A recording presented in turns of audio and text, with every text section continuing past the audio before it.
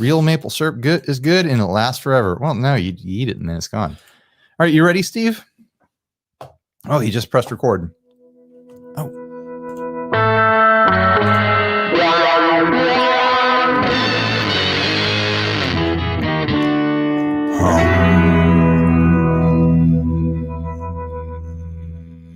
Hey everyone, I'm Ryan. And I'm got burrito in my throat.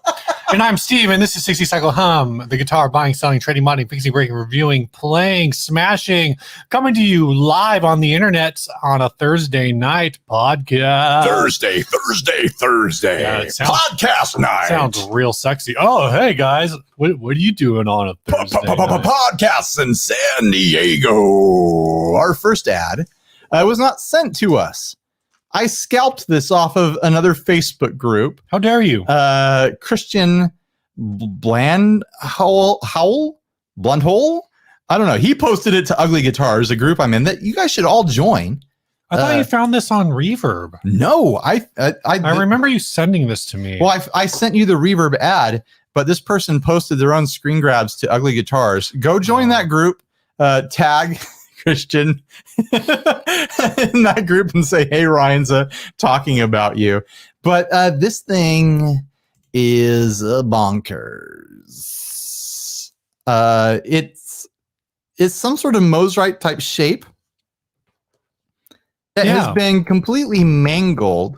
You can see here a Strat bridge, a Strat tremolo, a left-handed Strat tremolo has been mounted behind the bridge to function kind of like a Bigsby, kind of like... Yeah, it's like they got rid of the saddles and made it a string through. Top mount. And they did the Mike Adams pushing thing, putting a pickup behind the bridge, which I support. I think that's a fun mod. It looks like they had a lot of fun with this. But this guitar just looks pretty wrecked. And I honestly doubt the realness of it. It has a Mosrite headstock shape, and it has the Ventures logo on the headstock to make you think it is a Ventures model Mosrite. But there's a lot of tells here that make me think it is not a Mosrite at all. Could you tell on the eBay ad what the pickup is? It looks like there's something inscribed on it. Oh, well, it looks like a real Mosrite pickup, which is funny, which is a little bit throwing because real Mosrite pickups say Mosrite on them. That one says Mosrite of California, which is like a pretty official looking pickup. I'm guessing aftermarket, unless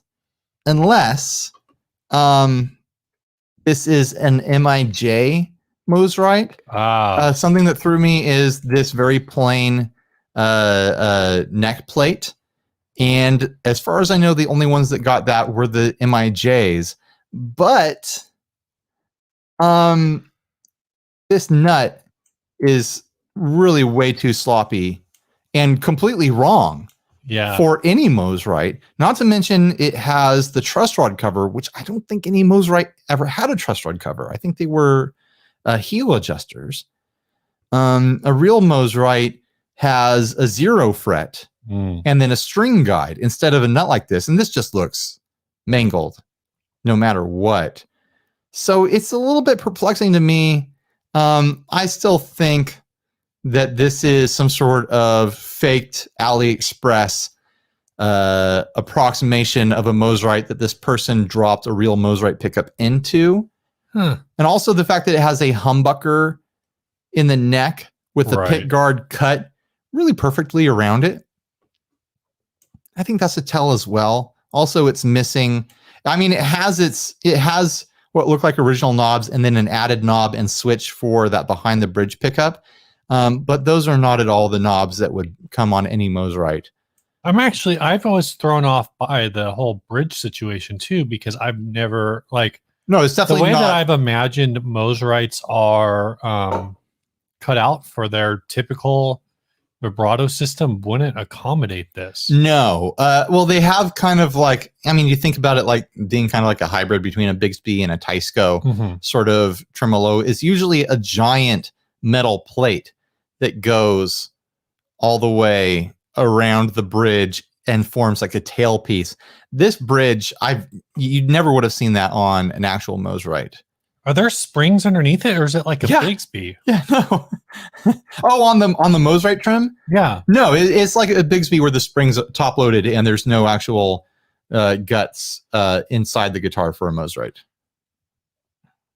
Steve is looking at a picture. I hate to say it. I'm looking at this picture and kind of thinking, you found an MIJ? This is an MIJ. The neck plate is a little different than the one that's on the one you're looking at here, I think. Because this has like a little bit of a point on it. It still has a little bit of a decoration to it. But I'm looking at the way the I know you guys can't see this, sorry. The way the whole bridge situation is, and where the pickup sits behind the bridge, those could be the screws for where the bridge would have been screwed down. They just would have had to replace the bridge. It's obviously had like a lot of work to the point where like you wouldn't pay. I think they were asking like $900 for this.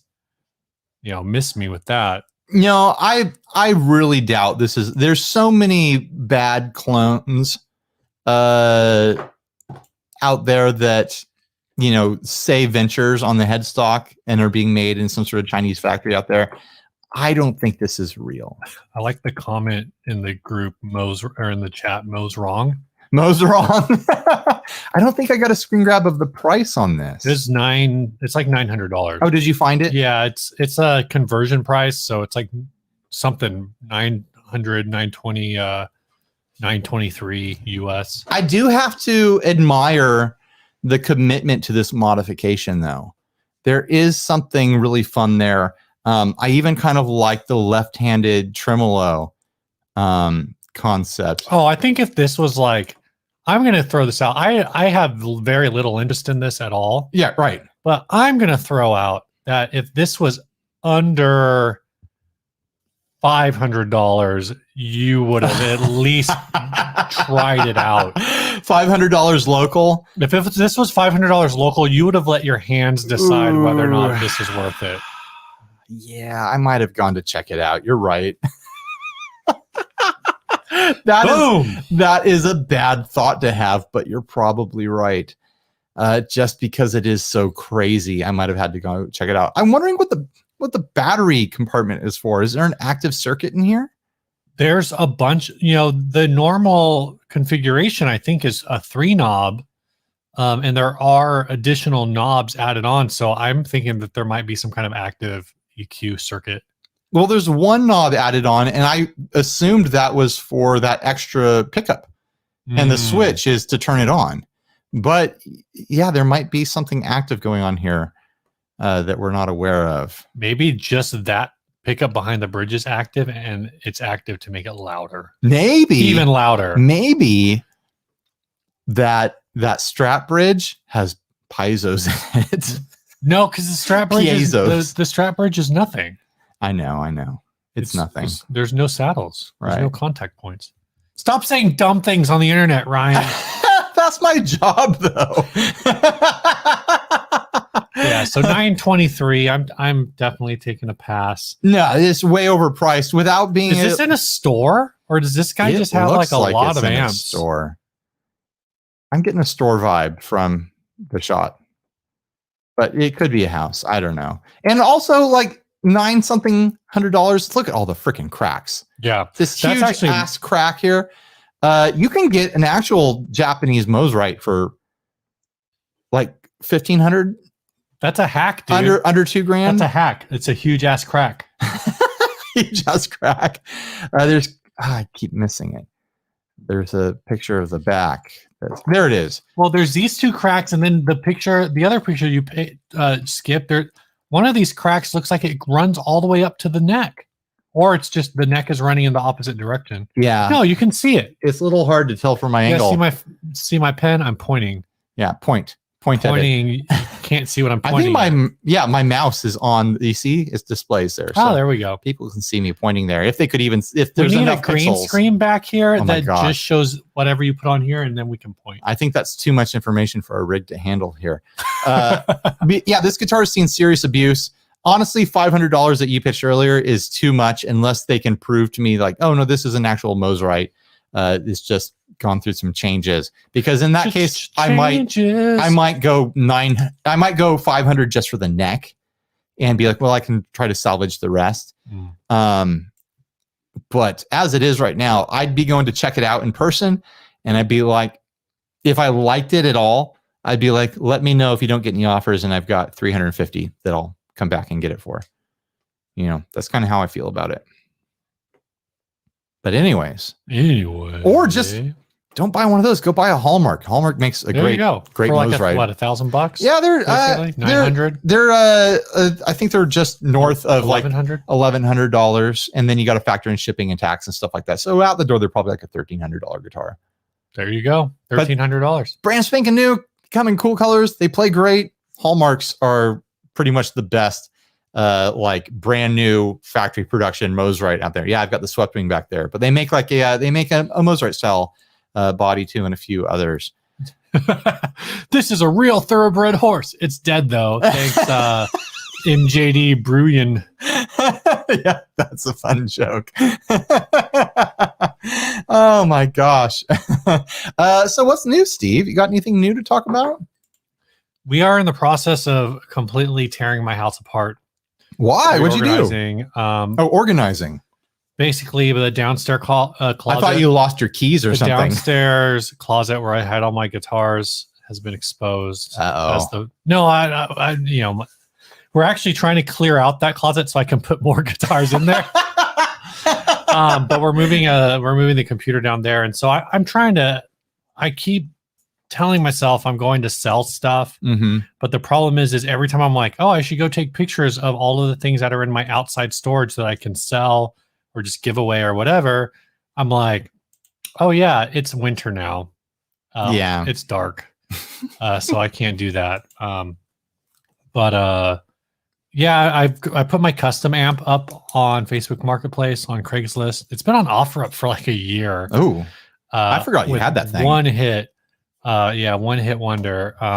So you got to just sell it cheap, and I don't want to ship it. Well, that's the thing is like I have it up for like $200. It's like, what's the price for a 15/4 watt? It's a pentode triode switchable tube amp. Or I think that's how they do it in that one. So it's 15 watts at full power, 4 watts at basically at quarter power. Like, what's that worth? Like, what is like $200 already sounds like a really good price. You should do trade bait with it. You should be like, hey, I'll take trades and just see what you get offered. You never know. It might get offered a pedal, and it's way easier to, ship a pedal. That's true. So there's that. Think about that for a while, Steve. I should and if someone sends me an interesting pedal that's only like $150 or $100, maybe I'll just, I got room on my shelf, I think. So, something you should consider in reorganizing your house. There's a lot of room that you're not utilizing behind the drywall. I think you should strip back the drywall, and now you've got extra like shelf space in between the studs. Oh my God. Your wife and kid will love the industrial look. Yeah. I've just got to get rid of all that pink insulation that protects my neighbors from the noise that I make. That's just high-tech cotton candy. Your kids will love it. Jeez. Oh, Daddy, my tummy feels itchy. Drink some water and have some more cotton candy. Oh, boy. We got to get rid of all this stuff to make more room for pedals. This is the part of the show where you ask me. Oh, Ryan, what's new with you? I splurged a little while ago, and I got myself something. USPS padded envelopes? Well, I got those too. We can talk about that in a second. My wife and I got to have a little bit of like a very light date. Mm-hmm. A relative was watching the kids, and we decided to just go out and like do some window shopping, be out of the house, wear our masks in public, that sort of thing. And we ended up at World Market, Okay. And they had this leather chair there, and it was armless. And I was like, this would be perfect for sitting and playing guitar in the living room. Right. Because right now we have couches that have really tall arms on them. Yeah. And we had this IKEA chair that's got arms on it. And none of the furniture is really comfortable for playing guitar in. We walked away from it. I looked it up. It looked like leather, right? But then we looked it up and it's actually like a composite leather. Like it has a layer of leather with like a plastic layer over top of it to give it texture and color and whatnot. Oh, interesting. So it was way overpriced at, was it World Market? That's what you said. Now I might be getting the name of the shop wrong, but anyways, it was way overpriced for our budget. It was like nearly $500 after taxes and stuff like that. Wow. I'm like, I could get half a couch with $500. So I'm not going to buy just a chair. I'll sell you a whole couch for $500. So I came home, started looking around on a Craigslist, like, what else is out there? I just searched for leather chair, and the exact chair popped up on Craigslist. Dang. $250. So I went and bought it. There's a picture of it. This is fun, like wide, armless, leatherish chair. And you got the scrote on it. I've got the scrote resting on it in this photograph, and I'm very happy with it. And I think it actually looks a lot more handsome than the chair that we had there in the living room. So yeah, I treated myself, guys. I bought myself a little piece of furniture. The wife and the kids love it. It's part of the family now. It's got these like, Danish modern style spindle legs on it. It's my style. So that's my what's new. I bought a chair. Not to hijack your what's new. But the new Firefly guitar came out. It's also an Epiphone Century clone. Is it really? And it's got 2 pickups, but otherwise, yeah, it's basically an Epiphone Century clone. And I'm not sure if it's the thin body like the Grote or not, but the Firefly group that I'm in because you got kicked out of it is like freaking out about, the new thing, whatever. And I just want to, every time I see someone talking about it, I just want to be like, this looks a lot like the Grote. Looks pretty grody, guys. It looks a lot like a guitar Grote's been producing for a while. Yeah. Or that Epiphone's been producing for like 60, 70 years. Well, they produced it 60, 70 years ago, and then they started producing it again 3 years ago. Right. Something like that. Yeah, something like that. I mean, I think the Grote is a lot of fun. A 2 pickup version, I have to admit, would be double the fun, maybe, if my math is right. Yeah. I still want to do some fun modifications to the Grote. Someone suggested putting, because it's a jazz guitar, someone suggested putting a Jazzmaster pickup in the neck.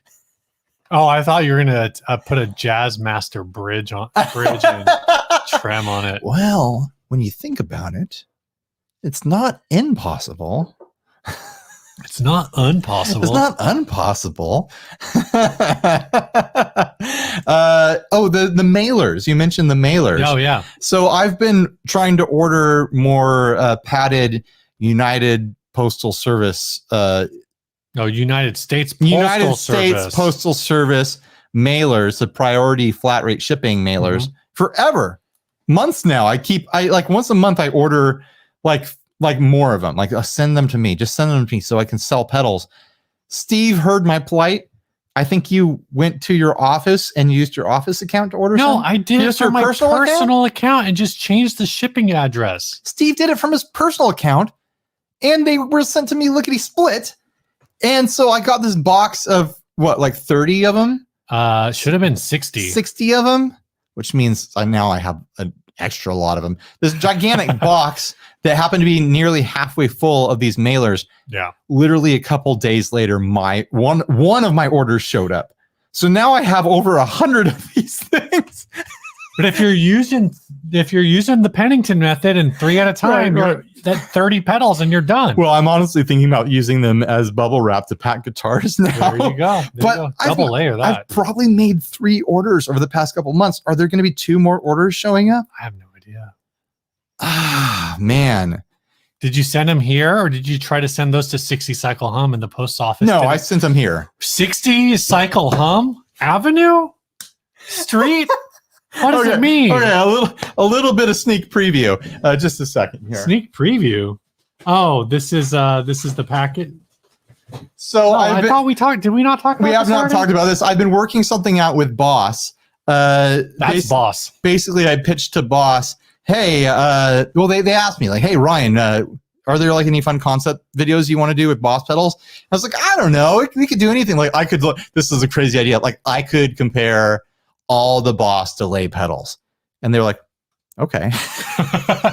I was not expecting them to agree to that. So they were supposed to start shipping stuff to me and nothing arrived. So I hit up my guy and I was like, hey, nothing's arrived. Are we still doing this? And he got back to me. He's like, okay, so the Boss guys at the US office, they thought 60 cycle hum was your address and street. So everything got sent back, returned to sender. So we fixed that. I've got the DD200 in and the DD500, and this is just the beginning. There's some stuff that is still waiting to be shipped, obviously, but that's going to be a bonkers video. Every Boss delay currently in production. And I'll probably throw in You're going to run them in serial or parallel? I'm going to have to get a bunch of amps so I can run them all in parallel.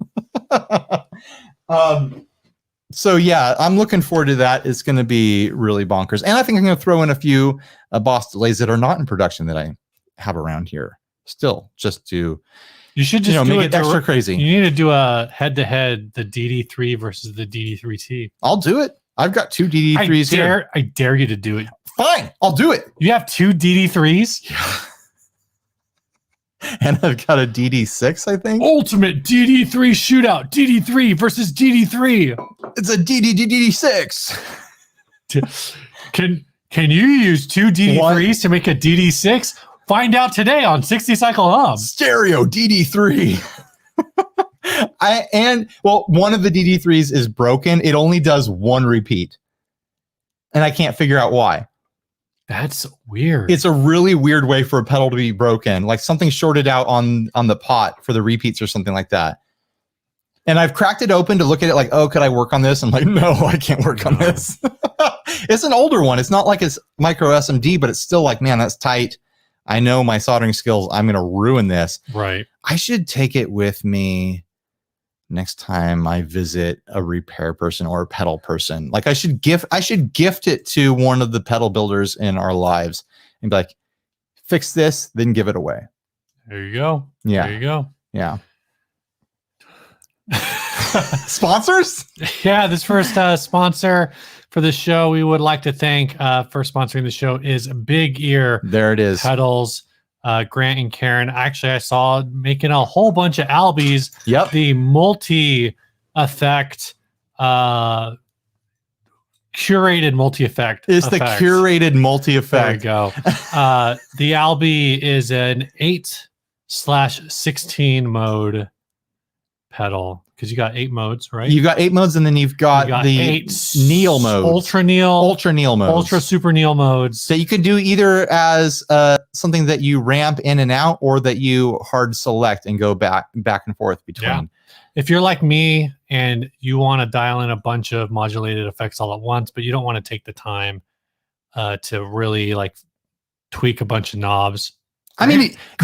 Grant did all the work. Do you want like new wavy sorts of sounds without having to do all the work? Do you want to having to collect a whole bunch of crazy 80s retro pedals? Now you can just get all those sounds locked up across 8 presets in one pedal. You've only got to buy one pedal. Get Robert Smith on the phone. I'm sure he'd love one. You can play with his big old black baritone. Play Cure songs about the trees. So, yeah, go check out Big Ear Pedals, longtime friends of the show, people that we chat with on a personal level all the time. We love those folks over there at Big Ear, Grant and Karen. So go buy something from them. Go check it out. All right. Topic?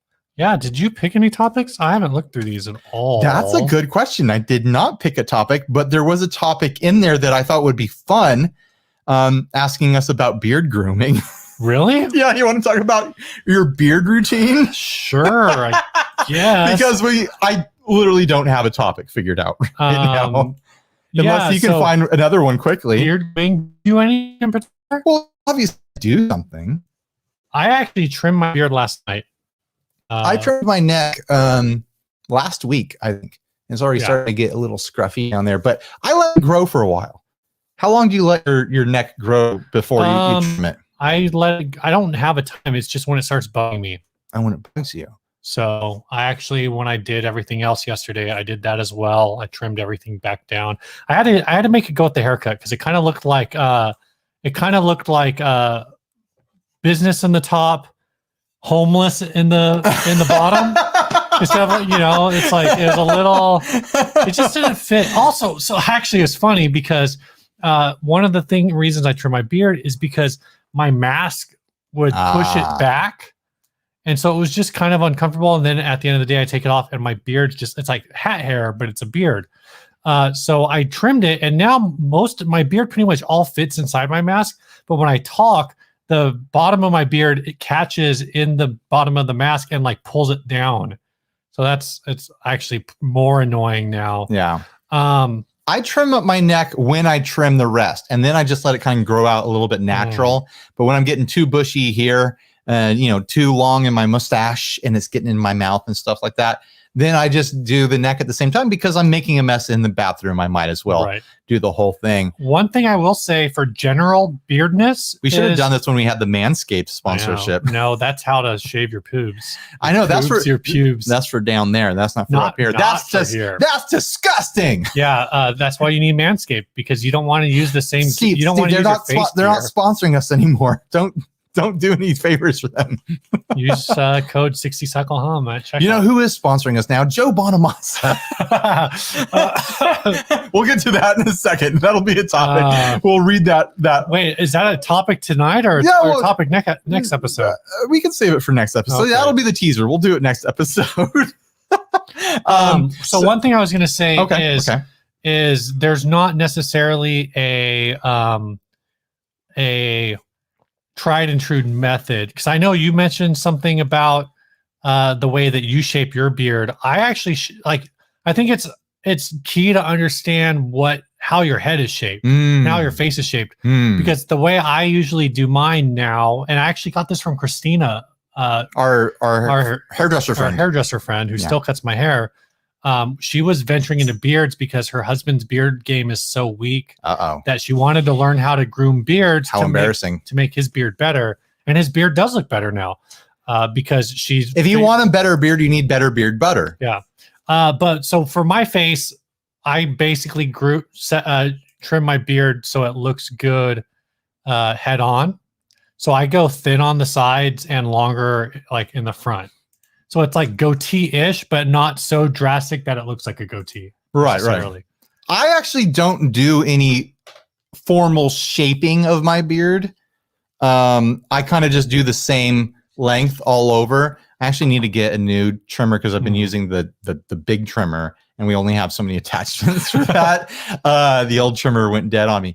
But yeah, generally just kind of the same length all over is fine with me. But the area where I'm going to give some tips right now, where you need to spend some real time thinking about your beard shaping, your beard trimming, is your jawline. If you trim your neck the way Steve and I do, my technique, and it is a technique, this is important, because I see it a lot in young people and people who don't fully understand what they're doing with their beard, is they trim too high because they're trying to simulate, they're trying to simulate this hard, attractive masculine jawline, right? But they're going too high, and what happens is when they talk, they don't realize it. The beard is jumping above their jawline. So this is actually what I wanted to ask you about, because I didn't understand what you were trying to say, because you said that there was like some kind of approach that you took that had to do with like, so having your mouth wide open or something. So what I do is I drop my jaw as wide as I can, like this.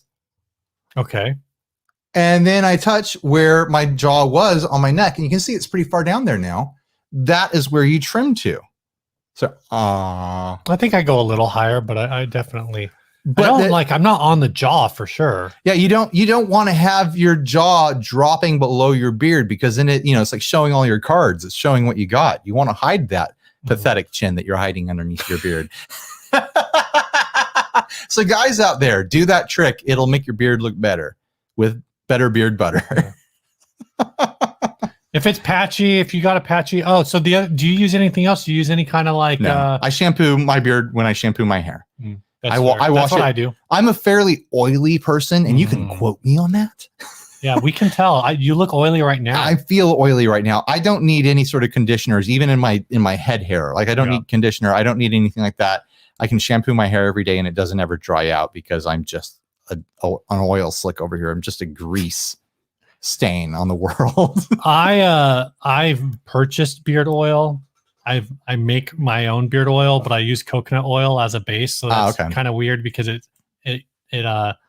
solidifies. Actually, probably now. You should use peanut oil. It has a higher burn temperature. Well, I think like coconut oil is probably the worst oil to use for that thing, but it's good for it's like good for your skin. It solidifies. But I use that with a little bit of lavender in it, a little bit of lavender, and a little bit of cedar. So it's a nice cedar. It's a nice, calming, woody smell. Yeah. And I just bought a wooden beard comb that I have at home that I actually only use that. And I've wanted a bristle brush. I've always heard they were good, but David 665 said when I wore a beard, I would brush it every day with a bare bristle brush. I think that is a big thing. Is like you do need to. Welcome to 60 Cycle Hum, the beard podcast. I think you do need to like. For me at least, I need to brush mine out or comb mine out. Pretty much, I do it like twice a day. Yeah, at least twice a day. I also have this sick fun thing over here I got a few years ago. You have a little kit. It's a little metal. I got a beard card. It's got a coin opener. This one's works, but it looks heavy duty. It looks like a weapon. It's a little it can kind of be a little rough. Yeah. It's a little pokey. There on your face area. All right. Next ad. Now that we've talked about do you want to let's talk about these Epiphones, man. Epiphones? That was supposed to be the topic. Idiot. Oh, it was? Yeah. Well, now it's an ad. It's an ad topic. Let me get to it. Epiphone is re-releasing a bunch of things and cease and desisting the hell out of Satellite. Yeah. Well, let's not talk about Satellite. I'm rooting for Satellite that they get to continue making the model guitar that they're making. Maybe they'll have to change the name. I don't know. I'm not up on whatever's going on there. This Crestwood is hot though, man. I like the look of that Crestwood. That friggin' wood tone vibrato. Yeah, and the fact that they went for the full style of that vintage vibrato instead of just slapping a Bixby on there or something else. Dang. Yeah. Daddy like. That was really gross to say. Don't ever do that again, please. I regretted it the moment I was in the first syllable of it. I have to say this style and the so this came up, I think we talked about this a while ago. So I think this particular shape was only made by Epiphone originally from like 1959 to like 1961. Yeah. And then for most of the lifespan of the Wilshire Crestwood and I want to say Coronet guitars, they had like this offset, which is what the 90s reissues were for the most part, was more of a offset body. Maybe we can get Emily and Andrew to talk about it over on the Get Offset podcast. Go talk about they can't talk about these. They can talk about the 90s reissues though. Yeah, because they're offset. Anyway, I've always thought the big pick guard single pickup version of both these and the offset bodies looked like trash. Oh, you don't like that? It has a face hugger vibe to it, that big white pick guard. Okay, that makes it more tolerable to me because my problem is and it's weird. I think it's because of the pick guard, but it's so much negative space. But I like that. It's too much negative space for me. Steve, you live in negative space though. That's true. That's true. Part of me, like if I was to pick one of these, it would be really hard between the Coronet and the Crestwood. The Wilshire's right out. It's too much. Or it's not enough and it's too much. Where like the Coronet is nice and simple and simple and, kind of restrained, a single pickup, two knobs, wraparound bridge. And then the Crestwood goes over the top with options with the trim and, two pickups and the 4 knobs sort of set up and whatnot. There's something about the middle option that is just like my mind rejects it for some reason. Like, why would I do that? Like, I want those mini buckers. I want those mini buckers. I want that. I want that wood badged tremolo. That thing is so cool. Oh, it's so slick. I like the headstocks on these. I like that they're going with the 3x3. Yeah. And also the prices on these are making me think that they're gonna be good Epiphones. Right. They're on they're on the edge. Upper edge. They're like $550 to like $650, something like that. I think the Crestwoods are $550 and then everything else gets cheaper underneath. I couldn't remember which one was the most or least. The Crestwood is the most, I think, and I'm pretty sure it's like $550. I could be wrong on that. You might be right at $650. But that's kind of the edge where Epiphones can be pretty sweet. Although I was hearing that those Les Pauls they had at the last NAMM on delivery, there were fret issues and neck issues with them. So I'm hoping Philip Carter confirms you are correct. The Crestwood is $550. I'm hoping that they figured out whatever factory issues they were having that were causing neck and fret issues at Epiphone, but knowing Gibson, they might just lean into it and say it's a feature. The problem is they were getting these made at the Firefly factory. Is that what's going on? I don't know. That's why the frets are a roller coaster. Or they're, maybe they were made at the same factory that made the Epiphone SL, because the frets on that were the worst frets I've ever encountered in my life. Like, the edges of them are fine. I'm always looking at the ends of the frets. I've never encountered frets that were such a roller coaster ride where I had to level so many of them to get the guitar playable. So I don't know. I hope these are good. The last time there was a Wilshire reissue, I had the opportunity to play the reissue right next to a vintage one at what was that shop up in Carlsbad? Buffalo Brothers? At Buffalo Brothers. And I was just blown away by how much better the vintage one was. Like, worlds different than the reissue, even though kind of specs and construction wise, it seemed like it should have been very similar. There was just something else about that vintage one. And I'm not someone who's a snob about that sort of thing. So I'm hoping that they figured out how to make these really fun. I kind of want to see one of these side by side with an older one, because I feel like this isn't exactly, is the body shape exactly the same? It looks a little soft. No, the originals were pretty damn soft. They're really round. They don't have hard edges. They don't do. No, I know. The thing is, these are Epiphone guitars. Like, I know what they're not Epiphone guitars meant to be a version of a Gibson guitar. This is an Epiphone guitar, pre-Gibson Epiphone design. And so it's going to be a little different than you're used to, Steve. You're just going to have to deal with it. Oh, you're looking at an original to compare it? $5,000, $500. Yeah, close enough. Get the new one. I mean, if the vintage ones are $5,000, I say go get a satellite, because the satellite versions are really nice. I'll say that. I like that they're doing this headstock badge on them too. Always really admired the Epiphone pressed metal headstock badge. What headstock did the old ones have? Do they have that one? Probably. And they've brought back the big open book shape too, so that's part of that. So I don't know. I have hope that these will be really great. Do you have high hopes? I've got high hopes.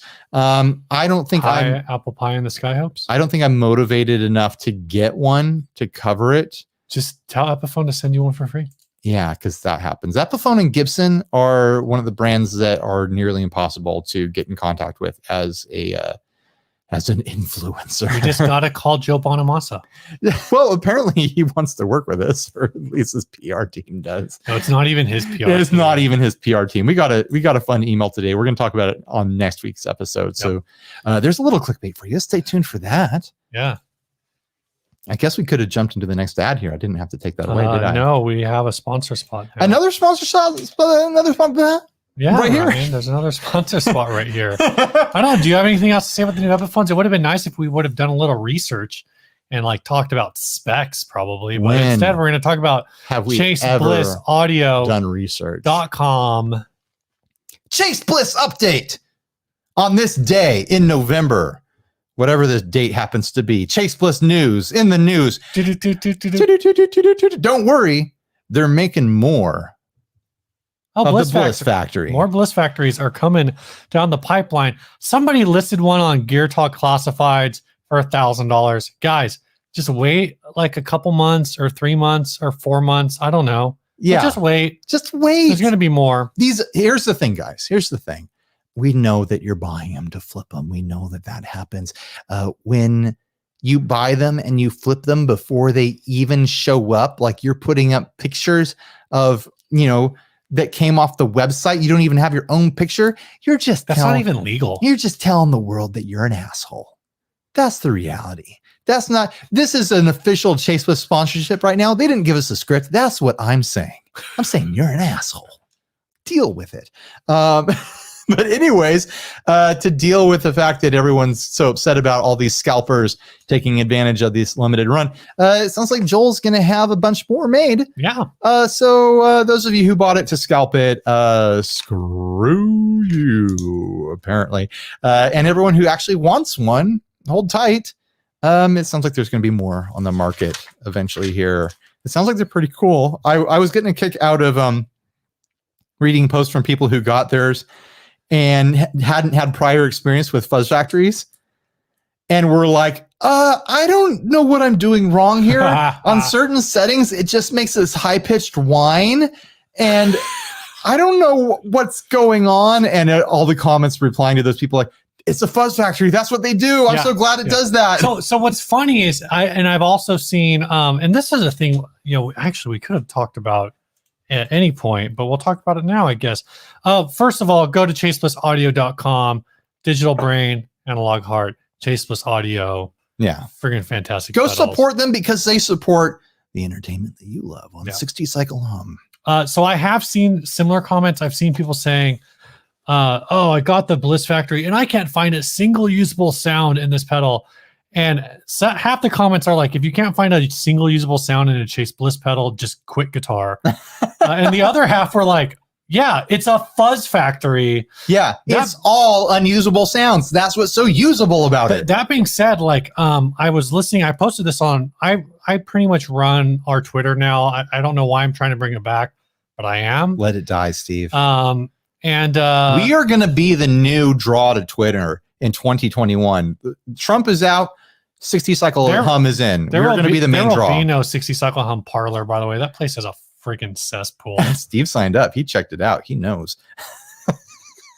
I saw you hashtag guitar. I heard it's a platform for free speech, and they don't even let women post naked pictures of themselves. Free speech. Okay. But they let the men do it, huh? How dare they? Figures. Anyway, enough parlor talk. I was listening the other day to just a mix of like 90s alterna pop kind of stuff. So like, I'm shocked that you would be doing that. Yeah. So like Gin Blossoms, Blues Traveler, Oasis. Oh, nah, I didn't have Oasis. Oasis never popped up. Bush popped up. Dishwalla. Oh, wow. And what I was surprised about in all of this Goo Goo Dolls, whatever, is how much fuzz was on those songs. Fuzz. And so like one of them was Tonic's If You Could Only See, which I've always, I guess in my head, known that there were some like heavier guitar parts on it. But I was listening to it going like, that's not like just heavy guitar. That's like full on just a fuzz pedal. Yeah. And I don't know what it is. And just dry fuzz. And the thing that all reminded me of is listening to an episode of the podcast Song Exploder. And I think I've talked about it on this show before. Here we go. Where they interviewed the dude from Semisonic and how Semisonic, I think, is from Minneapolis. And he was like, yeah, so I couldn't figure out what to do for like the guitar solo on the song, like the sound that I wanted on it. And he's like, I got this pedal from this local guy. It's called a Fuzz Factory. And it was just like, just full on, like that was his whole thing. He's like, yeah. He was like, that was a Fuzz Factory. I'm listening to him, I'm like, that's like one of the sickest like 90s, like as far as like pop guitar goes, like that was a super cool riff. I'm like, oh, that's a super usable sound from a Fuzz Factory too. Yeah. And so, it's like you said with the Bliss Factory, it's like now you can get probably 3 or 4. Well, oh wait, are we still in the sponsorship? We're not on the sponsorship, but it feels like we are. We're still in the sponsorship, guys. We never left. But you're in this. You got like a fuzz factory, but you've really got like 2, 3 fuzz factories. If you add on a MIDI extension, I mean, you got like 5 fuzz factories. I just want to like set up a bunch of MIDI presets, dialing different, tones from the self oscillation. I want to have a preset that you control the range of that oscillation, the pitch of that oscillation with an expression pedal, things like that. Like, to me, like a fuzz factory chaseless pedal sounds incredibly fun. So if they pop up again, I know that even a new run will be limited release. So I don't think they are. Well, if they become a production pedal, I'll probably buy one if they don't send me one. So I'll say that. That's a big deal. That's a big deal when a demo boy says he's going to bust out some money and buy something. I'm already planning on buying one. Damn. I'm actually really pissed I didn't buy one. I went back and forth, and I did. The problem is I didn't think about the logistics of it. I was like, oh, Bliss Factory, $400. That's a lot for a fuzz. Then I didn't think about like a hand-painted fuzz factory is like already $250, $300. Yeah, you're already there. So it's not really that much more money. No. Now, if they could make a hand-painted Bliss Factory, that would be worth over $6,000. I see what you tried to do there, and I failed. The number is 9,000. 9,000. God, do you even anime, Ryan? I don't anime. I'm so sorry. You want to do a topic?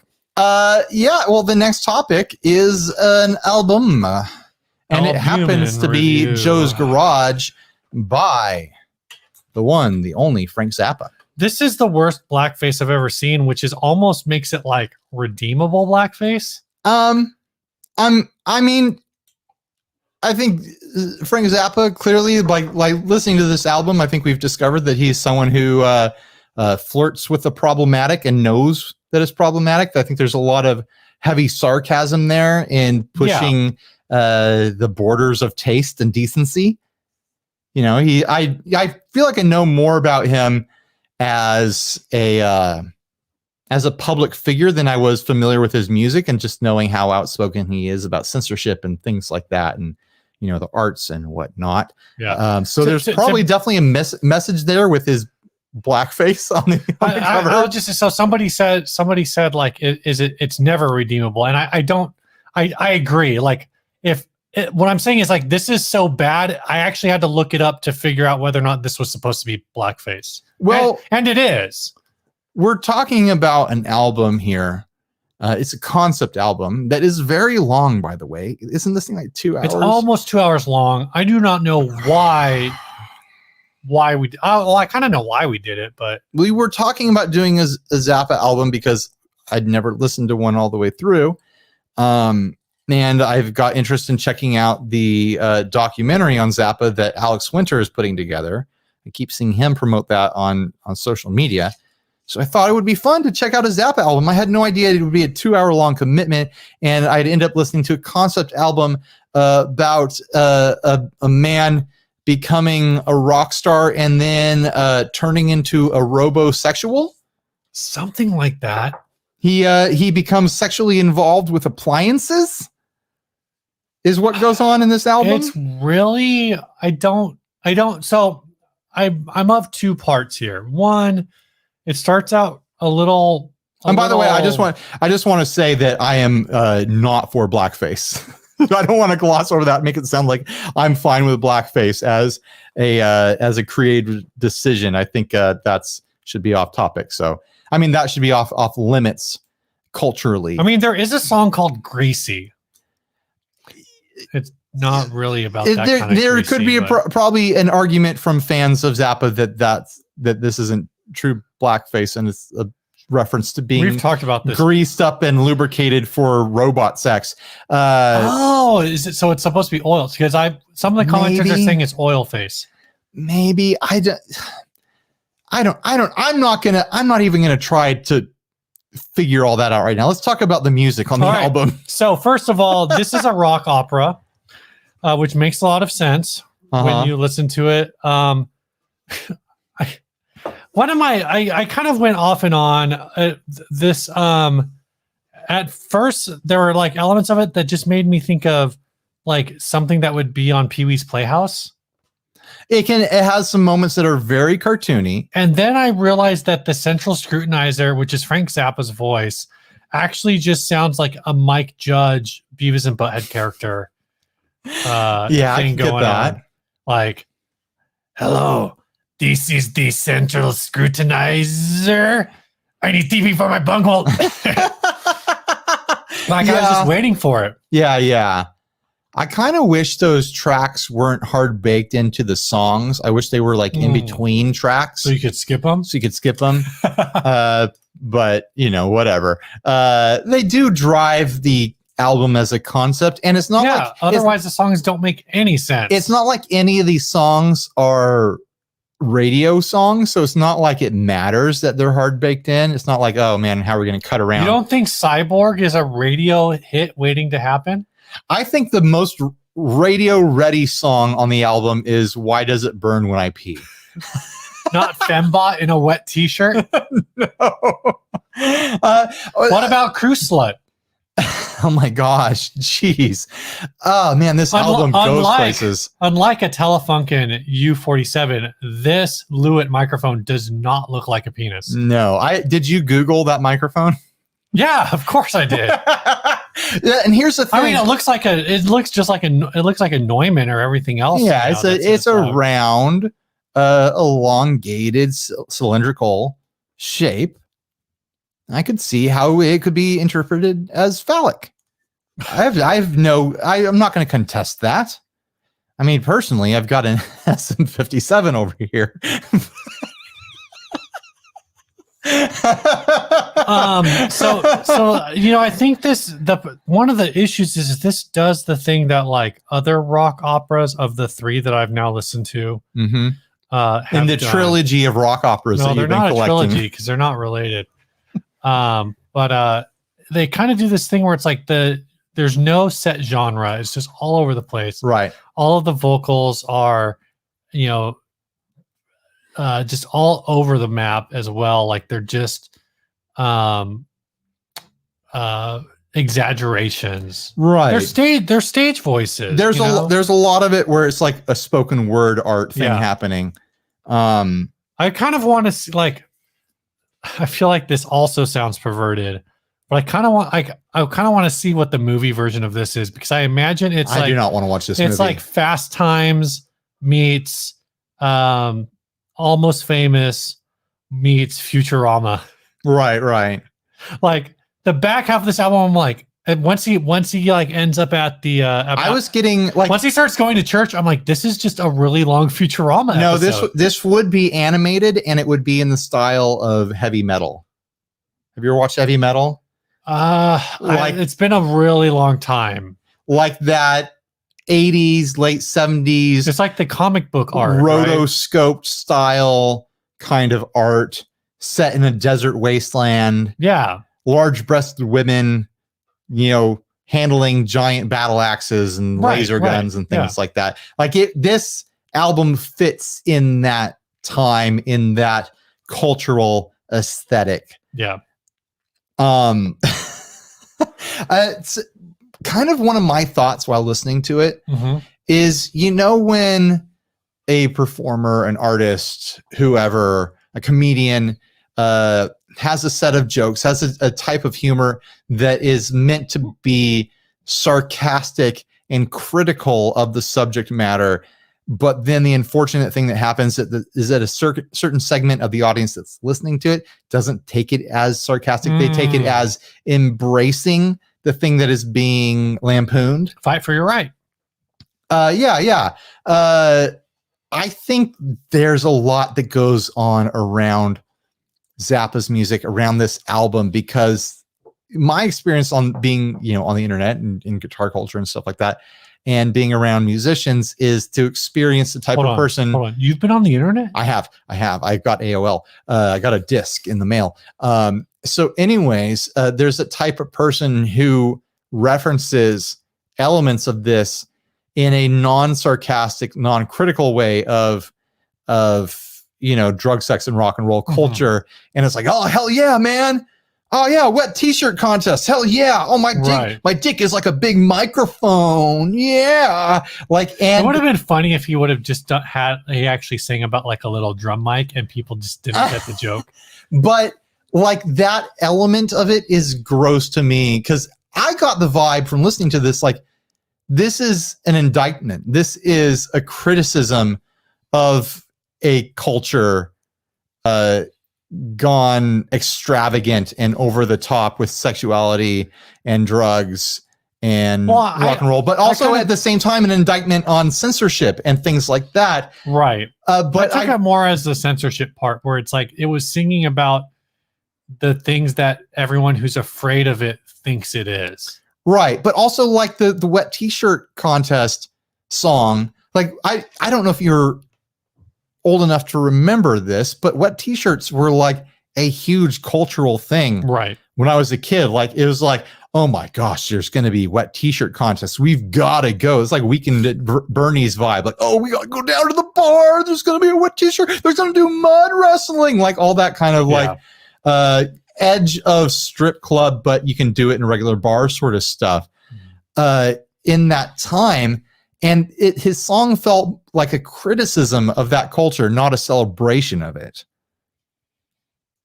To me, anyways. I can kind of see that. I mean, anyone can listen to this music and interpret and make it whatever they want it to be. But that was my vibe I was getting, is that there was a lot of heavy sarcasm and kind of just like thumbing his nose at these cultural elements that were going on at the time.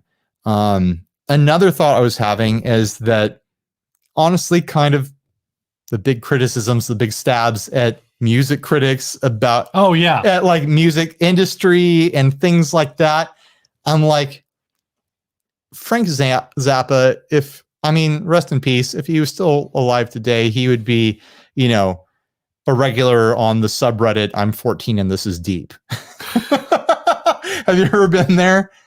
No. There's basically people posting screen grabs of people's memes and quotes that are like kind of laughably deep. Like, okay, yeah, it's your first time having a deep thought, and now you think like this meme about society, we all live in a society, is deep. And I was getting that vibe a lot, where it's like, yeah, I get your point, Zappa, but this isn't as challenging as I think maybe you're presenting it. Maybe it's just because I'm a child of the 90s, which was deeply cynical, a deeply cynical time and deeply sarcastic, where it's like, embracing commercialism was already like gross to young people of my age. So it was like, it's a little lost on me that anyone would criticize it and act like they were doing something special. I don't know. Do you have any other big thoughts about the album? I really enjoyed the music of this album. Oh yeah, the music was top notch. The vocals, of course, were again. Was a tough listen at work. Yeah, I bet. Hey, Steve, what are you listening to on the clock? Just a song about Catholic girls having sex with and Catholic girls, load machines and Catholic girls. Yeah, this is a song about having sex with a robot so hard that it explodes, and the government is out to get you. To make music illegal, because apparently it's music's fault that sex and drugs happen. And venereal diseases. I will say, like I said, not venereal. You know what I mean? STDs. The music was really good. I would listen. I feel like I could listen to this whole album just as like instrumental. I would prefer that. Honestly, like you could hear in this album, because everyone who's a little bit off kilter, everyone who's a little bit wild with their music cites Zappa as a reference. Right. You could hear who he'd influenced across this album.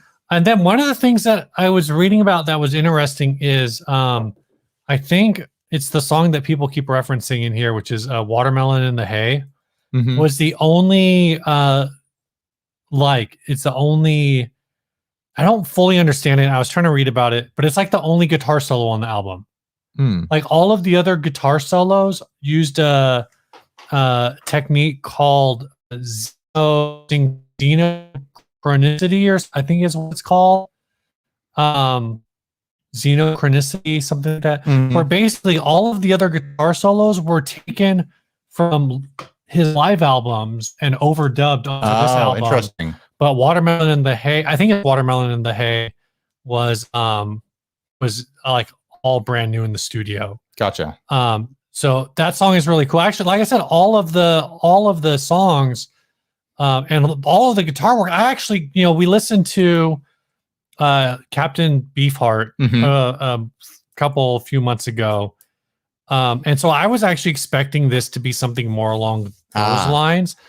And like I said, this is a super listenable album. Oh yeah, for except sure. For, all of the, the fact that I'm at work and I'm like, man, I hope my headphones are plugged in.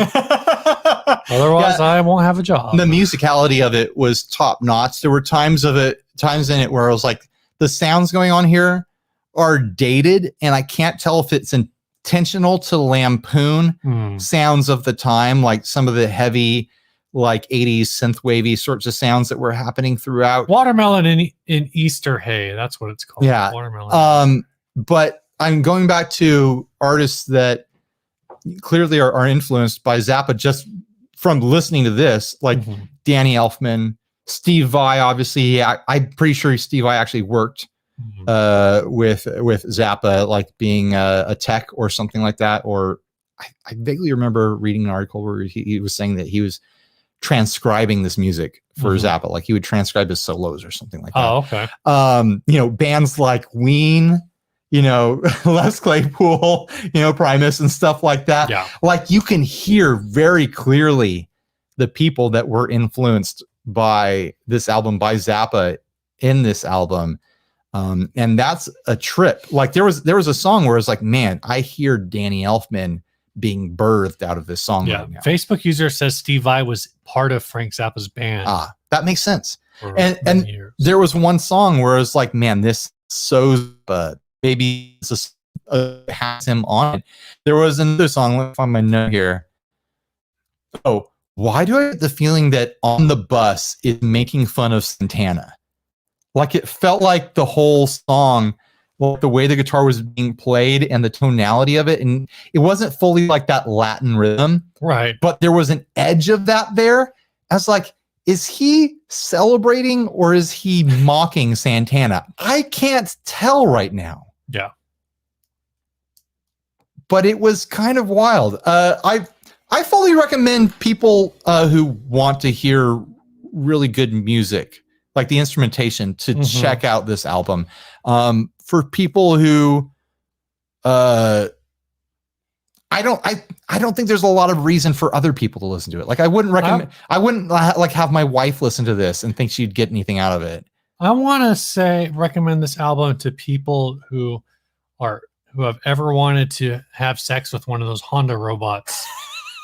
Check out this album. If you've ever looked at your refrigerator and was like, yeah, I'd hit that. Check out this album. I'd say my impression was it's more along the lines of a vacuum cleaner or even a KitchenAid mixer is the sexual appeal of those songs. Something that will probably mangle your junk. Whatever kind of junk you have down there, you're gonna be barely walking away from the situation. But that machine will not be walking away. No, that machine's done. You're gonna leave it in the blue smoke's gonna get out. You can't put the blue smoke back when you're done with those machines. I will say that anyone who is a fan of the artists that I mentioned who are influenced by this, I think they should listen to this. Steve Vai, Primus, Danny Elfman. If there's someone that you like to listen to that's a little bit off kilter, a little bit weird, that does somewhat complicated arrangements and things like that, you should check this out because it was top notch in the music department. So there you go. That's our review of Joe's Garage by Frank Zappa, the album that is openly robosexual.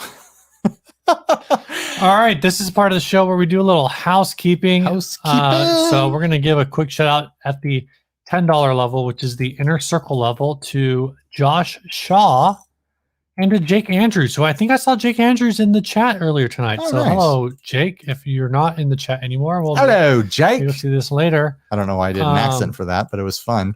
And thanks, guys. At the $10 level, you are entitled to jump into the 50 or the Inner Circle group on Facebook. Just if you're not in there already, hit one of us up and we will let you in. If you want to support the show at the $1 or $5 or $69 level, $68 level, $72 level, I don't know. Head on over to patreon.com/60cyclehum or just check out the link in the description.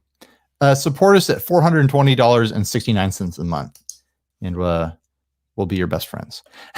There you go. So we actually skipped over an ad because we replaced an ad with the Epiphone Coronet.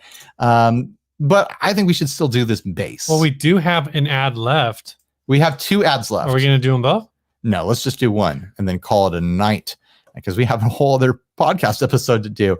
This is a bass guitar. It's one of those long boys with 4 strings that have the fat strings on it. Gibson introduced its first electric bass in 1953. The EB1 was a violin-shaped all mahogany instrument that could be played in a stand-up manner with a removable telescopic end pin. The EB1 did not prove very popular because it's dumb. And it was discontinued in 1958 after only 546 were produced. That all changed in 1959. We went to the moon in 1959 when the redesigned Les Paul double cutaway models were introduced. The electric bass variant was produced as a double cutaway model with the EBO moniker due to only having one pickup. The entire Les Paul model line was revamped in 1961 to the SG style that most bassists associate with the EB style Gibson bass. Available as the single pickup EBO or the double pickup EB. Why? This is a freaking copy paste. Tell me about this. Bronco Bob played bass with Cubby. Chubby. This says Cubby Checkers Band in the summer of 1979. That's got to be a typo. There's no one named Cubby Checker. And got this bass autographed by Chubby himself. Bronco Bob's EBO features a custom red, black, and white checkered finish done in acrylic lacquer. Includes plush line case. Please note, at this time, I will not ship outside the U.S. I will, however, ship outside the U.S. once sites requirements are changed. And I understand sometimes in November. How old is this? Because they're saying that sites would be modified in November 2019, which this ad was still current as far as I'm aware. So they just haven't updated their thing. Yeah, that's a lot of words to only like this short paragraph. But yeah, this is a Gibson EBO in a checkerboardy style finish. It's like they couldn't decide if they wanted to be checkers or chess, so they did both. Look at how slight the book scroll little tulip lips are here on this headstock. I don't remember Gibson's being so slight with that little indent. You see that, guys? Oh, it's not going to let me zoom onto it. Man, it is just the tiniest little cut there. I thought the Gibson headstock shape was a little bit more they're pronounced asking than that. $2,200 for this plus $200 shipping. It's got speed knobs. I don't know what the price of these go for, but I have a feeling that if it didn't have the checkers on it, that would be a fair price. Am I wrong in assuming that? I think you're wrong. What's the fair price for this? I feel like the fair price for this is like $1,000. Oh, really? I don't think they're worth very much. I don't think there's a lot of guitar fandom for Chubby Checker either. I mean, he's a pop icon within the early rock and roll scene. Like, who doesn't want to twist? I mean, we all want to twist. Everyone wants to twist. But I don't think most people even really remember who Chubby Checker was. Like, although I gotta say, I remember who Chubby Checker was, and the fact that he signed this and it's got this checkerboard motif. I kind of like it. I'm kind of into this bass right now. And I am a fan of checkers. Oh my God. I like the game checkers. And it'd give me excuse to learn to play bass and start a ska band. Man, I saw that comment earlier today. So these 70s EBOs, I'm seeing them on Reverb for like $1,100 to $1,400 basically. Okay. This is distinctive from the older EBO because the humbucker. So you're paying. I think it's a different pickup and it's further away from the neck. So they want that $1,000 upcharge just for the Chubby Checker signature, even though it was a Chubby Checker signature from the 70s or the 80s, something like that. It's from the 1979. Okay, late 70s. It's the summer of 1979. So we went to the moon in 1959, and then in the summer of 79, that's when Bryan Adams got his first real 6-string. I mean, 79 isn't exactly the heyday for Chubby Checker. So, I mean, if this was a bass that Chubby Checker signed in the early 60s, maybe that would be. Doesn't matter when he signed a different story. I feel like that's a weird delineation. I want to honor Chubby Checker. I don't want to diss on Chubby Checker, but I'm sorry, Chubby. I don't think your signature warrants an upcharge on this. Something fell in here. Okay, yeah, that's fair. If you want to say that, I think it's a curiosity. I would love to have this bass with the signature on it as a curiosity. Like, you know who signed this bass? Chubby Checker. And then look on my friends' faces as they try to figure out who Chubby Checker is because they can't remember. Also, he twisted twice. He did the twist. Oh, I know. Let's twist again. I know. And that's what people did. They did sequels to songs and slow twisted. He did Limbo. He was on Limbo Rock. It was a huge smash. The twist was humongous. Of course, he's going to do a sequel. You can't have a smash hit song and not come back with a hit sequel. Lady Gaga's got sequels to all her songs. Katy Perry's got sequels to all her songs. That's how it works, right? Backing up to something you were saying. He's still alive. So you're telling me Chubby Checker's still alive? Chubby Checker is still alive. I could still get him to sign something. So yeah, so that's just the thing is you're saying that if you got something signed by Chubby Checker now, you think it would have less value than if you got something signed by Chubby Checker in like 1960? Yes. Why does it matter how old the signature is? Because it was, if he did it when he was there, when he was twisting. I want a signature from him mid-twist, Steve. I feel like that's not a thing. It's important to me. I mean, you're just like ruining. No, I want a guitar that's got a giant, just huge nonsense signature on the back. And I'm like, yeah, that was Chubby Checker. And people are like, how can you tell? I was like, well, it's a little rough because he was twisting when he signed it. I'm just, the next NAMM, whenever NAMM happens again, if NAMM ever happens again, I want you to walk over to Orange Amps and walk over to whatever, I forget what the amp brand that always has it. You can do it. You can do it. I believe in you. When Lita Ford is doing signatures and just go, this signature would be cooler if it was from 1987. It would be cooler. Just go over to the Geezer Butler booth. This signature was cooler in 1968. Imagine, Steve, you got to put yourself in the shoes of someone who would appreciate those signatures.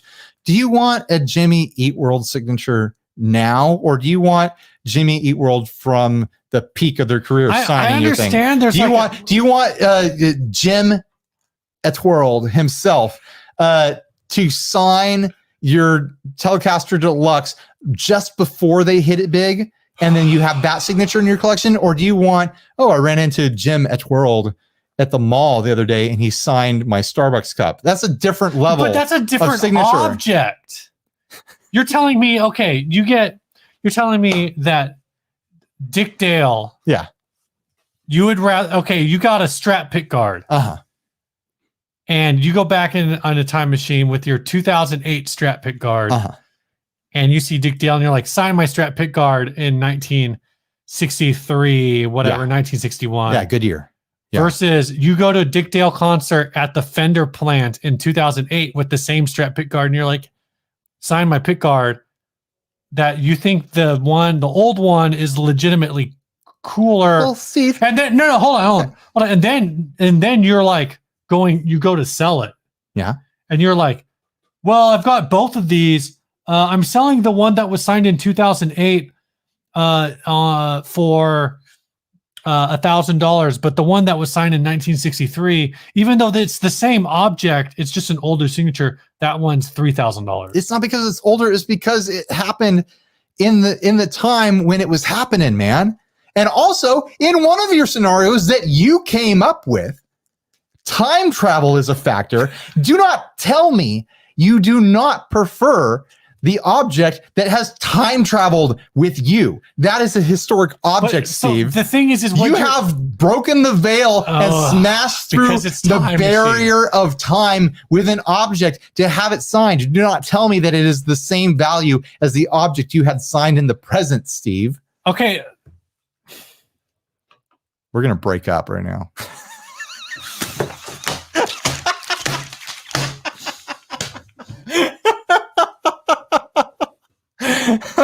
Chunky checker. I don't care. I don't care if it's worth more or less. I'm just saying the intrinsic value would be higher to me if I had a signature from someone, in their prime. As a personal owner, I understand that. What I'm saying is, if you were wanting to buy an object, right? If you were just purchasing, it's not something that you collected. You have no memory. You weren't alive when Chunky Checker was doing the twist. Chubby. Whatever. Get his name right. That's his Christian God-given name, Steve. Chumbly Checker. Chubsworth Checker. Chumbawamba Checker. Chub you. He gets knocked down, but then he twists again. You're never going to keep him down. No, you're like, I'm just saying, like, I understand, like, if you have a personal connection to an object, it's like, oh man, I would have loved to get, like, getting Marshawn Lynch's signature after the Beastquake game is way cooler than getting it at like a football convention. Don't now it's you like, spoil whatever. this with sports. But it's like, keep your filthy sports out of this. But if you're just buying an object, unless it's, I mean, I guess, like, even like, if it's going to have historical significance, it can't just be like, I got this old Chubby Checker thing he signed in 1963. It's got to be like, this is a signed record, verified that Hendrix signed this record at the Monterey Jazz Festival. A picture of him signing it and me standing there with Doc Brown, and neither of us is fading away. So deal with it. We're here to stay. Our future is secure. Way to secure the future. Right. No fate. Oh my God, it's Future Steve. Stop the Sarah Connor is there too. Oh, hi, Sarah. Yeah. Here's what I want. I want an EB bass. Okay. Signed by Thomas Jefferson. Signed by Joan of Arc. Signed by Genghis Khan. Signed by Ludwig van Beethoven. If we're going to bring Socrates, if we're going to bring Abraham Lincoln. If we're more like Abraham Lincoln. If Billy the Kid. If we're going to bring time travel into it, I don't know why I threw Thomas Jefferson into it. I'm going to recreate Bill and Ted's Excellent Adventure. That would happen if time travel ever gets actually invented. Someone is going to recreate Bill and Ted's. And it's going to be a major problem. It's going to ruin history because some chucklehead with a time machine is like, oh, I want to do the Bill and Ted's thing. Let's go get Napoleon. To sign this bass? To sign this bass. All right. Tell us about the song, Steve, and then we'll get out of here. There's a song? I hope so. Are we running out of songs? Don't forget, guys, Long December contest or a Long December episode due last week of December, I'm guessing. We'll get official information out soon, but record yourself doing a cover of Long December, and we're going to do an episode with nothing but Long December covers. Long December, there's reason to believe. Oh, gross. Roy Beatty just said poo signed by Gigi Allen. Gross. Or something signed in poo by Gigi Allen. There's no song this week. What? Guys, send songs so we have a song to play in the future. That means no song next week either. Damn. Okay. You know what? It's been the first time in a couple of years that we haven't had songs. What I'm going to do is I'm going to find something international to play at the end. It's international. Some kind of foreign language garage rock, maybe another national anthem. Man, it's been years since the national anthems. So anyways, thanks for watching, listening, doing all that stuff.